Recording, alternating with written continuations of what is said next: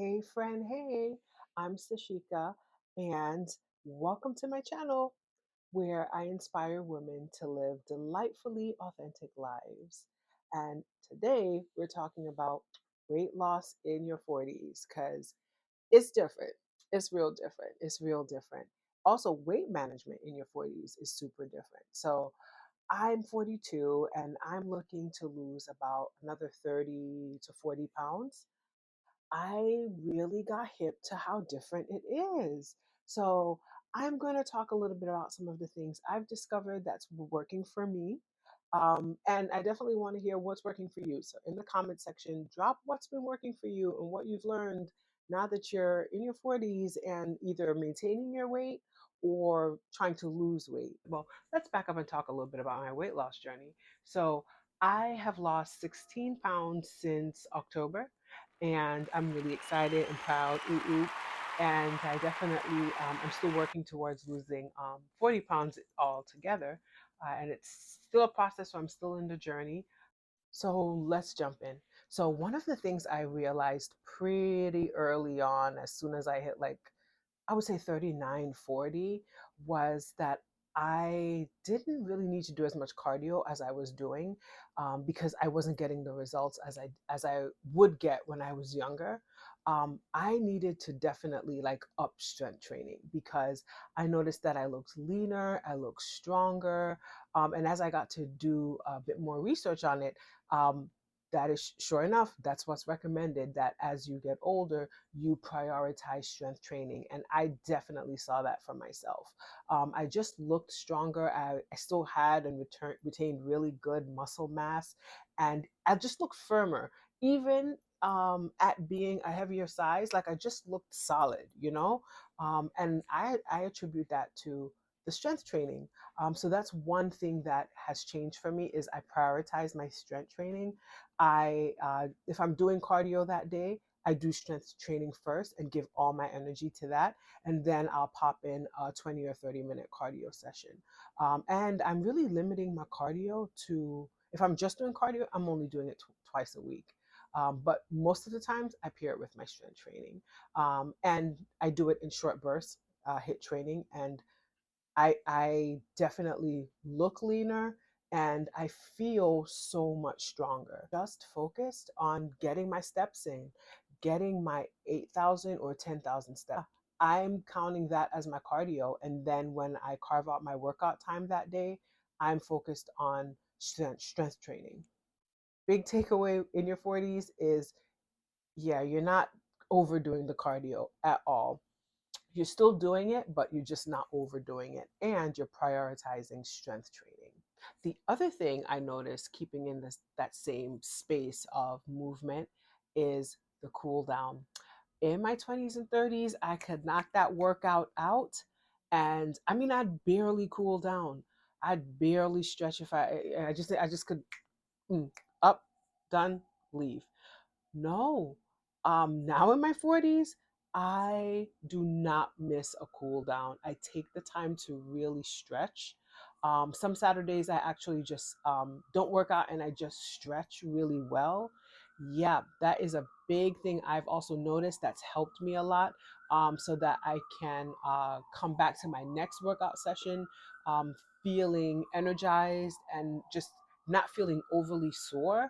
Yeah, absolutely need to stretch, need the cool down. And also, what I've realized is that I need adequate rest in between my workouts as well. So that means really getting a good amount of sleep at night, whether it's 7 hours or 8 hours. That's what works for me. Between 7 and 8 hours, and I feel good and I feel energized and ready to take on the day. So let's talk about nutrition. Now, in my 20s and 30s, I really I always ate pretty well, um, but when I needed to trim down a little bit for summertime fine or some type of event or something like that, I just needed to reduce my calories and I would be there, reduce my calories and do some cardio. Uh-uh. That is not how it's working for me in my 40s. When I was younger, I was just focused on counting calories. But in my 40s, I'm super focused on my macros and prioritizing my protein. So it's really changed quite a bit, actually. I'm most likely having more calories now than I did definitely in my 20s. But I think the caloric makeup is different. Having a lot more protein and prioritizing my protein and getting it in earlier in the morning, um, and prioritizing it at every meal. But I'm also mindful of my healthy fats. I'm like no longer like afraid of the fats, right? I prioritize getting healthy fats because it keeps me nice and full in between meals, and reduces my snacking. So that's why I prioritize the fats. And I am more mindful of my carbs now than I was when I was younger, because I'm more carb sensitive. As I've gotten a little bit older, I'm more carb sensitive than I was before. So I use MyFitnessPal, and I'm going to drop a link below in the description.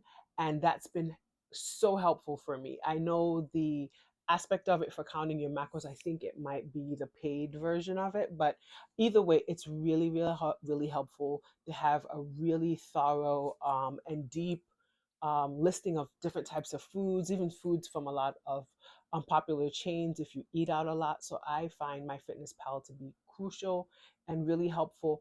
And that's something I also do more consistently than I did in my 20s, is tracking my food. But I think that's also because I'm tracking everything. Like I like to see my steps. I like to see how much I'm sleeping. And I will go into my health app on Apple and really take a look at everything and see, where I had dips and where I didn't. And in the morning, I'm finding ways to sneak my protein in by adding collagen to my coffee. Clutch. I think collagen has been so good for me. Um, I I find that it also helps with my recovery from the workouts. Like my joints are not as sore, and I notice it. I absolutely notice it when I'm in between my subscription service coming back in for my new bottle, and if I'm out of collagen, and I'm out for a little period of time, I will notice it. Like I notice that my joints are a little bit more tight. So love it for that. Love it for my skin. Love it for my nails. Love it for my hair. Like, yeah, collagen is clutch. And if you get a really great um, nutritionally sound one, it's really beneficial to the body, not just the aesthetics, but to the body as well. Um, and I love it. I get like 18 grams for 2 scoops, and that's an easy way to sneak in another 20 grams of 20 grams of protein into your breakfast. Intermittent fasting. I am so curious to know if any of you practice intermittent fasting now or have. Please, please, please, in the comments below, let me know if it works for you. I have tried out intermittent fasting on several occasions, and I've had some success with it. Um, and I would say even now, I pretty much delay having my breakfast. I have my breakfast like later and later in the day. I don't know if it's exactly a 12-hour window of period that I'm eating. I don't check it per se, but I do know I've had friends who are also in their 40s, and they've had such great success with intermittent fasting. So I'd be curious to know if that's working for you too. Intuitive eating, let's talk about that. That is something that I've really grown in as well. Listening and really tuning into your body, and when your body is truly hungry, not thirsty, but truly hungry. Um, Let me know if any of you practice intuitive eating. Leave it in the comments below. I'm curious to know about that. But that's definitely something that I've tuned into more. I would struggle with when I had really big emotions that I was dealing with. I would overeat, and I would seek out really for me, comforting food is like something that's really, really sweet, or something that's like, comfort food, very starchy and carby. So I would seek those out because like it would like provide soothing for me. I was emotionally eating, and it was really, really damaging. And so I had to, really work through that with my journal writing, with also a therapist that I see, and really be able to channel the emotions that I was feeling into more positive ways of dealing with stress. Yeah, more positive ways of dealing with stress. So intuitive eating really is quite closely aligned because when you're not facing or trying to soothe an emotion or quelch an emotion, um, you're also somehow abandoning your own body's communication to you about is it really hungry. um, so that's something that I'm getting more accustomed to and leaning into more. I'm not fully there, which is why I still track my food. I still track my food for that reason. But that's to me like the holy grail, is to really get to that space of just like intuitively eating. Like, yeah, I know that I'm hungry. I'm going to eat now. I'm not quite hungry. I'm actually feeling tense and anxious because I have a big presentation tomorrow, right? That versus, okay, I am super stressed out. Let me go grab a Snicker bar. Let me go grab a Snicker bar. Let me go eat something sweet. So yeah, that's to me like the holy grail and kind of like where I'm moving towards. But I still got my training wheels on, so I'm tracking my food. You know what's really also very fascinating about really it's weight loss, and I think also body image things as well, and beauty standards and beauty perception as well when it comes to being in your 40s, is you really let your body goals evolve as your beauty standards evolve, as you evolve, and what was maybe goals in your 30s or goals in your 20s, body goals, really specifically body goals, you let that evolve, you let that change a little bit. I think you become much more accepting of yourself. You also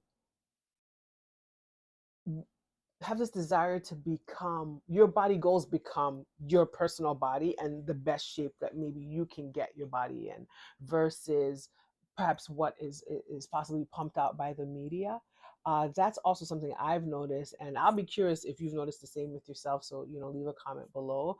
But you kind of just want to be your best self, honestly, and your finest self. I think I've noticed for myself as I got older, and as I got into the fabulous 40s, that my body goals was actually myself, really, and how I could make my body stronger, healthier, and just accentuate the parts of my body that are already pretty fantastic to me anyway.